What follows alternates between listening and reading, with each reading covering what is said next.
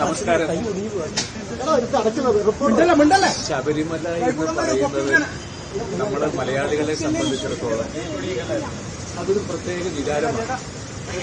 എത്രയോ ക്ഷേത്രങ്ങൾ നമുക്കുണ്ടെങ്കിലും ശബരിമല എന്ന് പറയുന്നത് ഓരോ ഭാരതീയനെ സംബന്ധിച്ചിടത്തോളം ജാതി മത ഭേദമന്യേ അവരെത്തുന്ന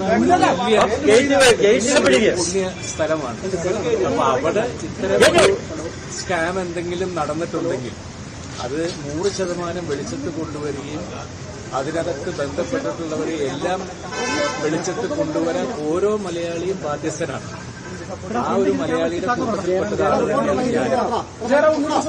ഈ പറയട്ടെ മറ്റു ഈ കഴിഞ്ഞ 10-38 വർഷക്കാലം കേരളത്തിനകത്തും പുറത്തുമുള്ള എത്രയോ ക്ഷേത്രങ്ങളിൽ പലതരത്തിലുള്ള പൂജ അല്ലെങ്കിൽ ആനയെ നടക്കിരുത്തല്, ആനപ്പൊട്ടിൽ സമർപ്പണം, നട സമർപ്പണം, അല്ലെങ്കിൽ അത്തരത്തിലുള്ള പൂജ കാര്യങ്ങൾ ഇതിനൊക്കെ ആദ്യം ക്ഷണിക്കുന്നത് എന്നെയാണ്. ഞാൻ കഴിവതും പോകാറുണ്ട്. അത്തരത്തിലാണ് ഇതുമായിട്ട് ബന്ധപ്പെട്ട ആൾക്കാരും എന്നെ പൂജയ്ക്ക് വിളിക്കുകയും ഈ നട കൊണ്ടുപോകാൻ വേണ്ടിയിട്ടും ഇതിനെയൊക്കെ എന്നെ പല പ്രാവശ്യം ഇവർ വിളിച്ചുകൊണ്ട് പോയിട്ടുണ്ട്.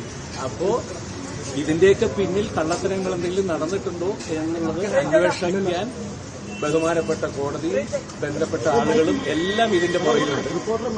അപ്പോ എന്നിൽ നിന്നും ഇവർക്ക് എന്തെങ്കിലും ഉപകാരപ്രദമായ 1-2 കാര്യങ്ങൾ കിട്ടുകയാണെങ്കിൽ അത് നല്ലതല്ലേ നമുക്ക് സത്യം വെളിച്ചത്ത് കൊണ്ടുവരാനായിട്ട്. അപ്പോൾ അതിന്റെ കാര്യങ്ങൾ ചോദിച്ചറിയാൻ വേണ്ടിയിട്ടാണ് എന്നെ വിളിച്ചിട്ടുള്ളത്.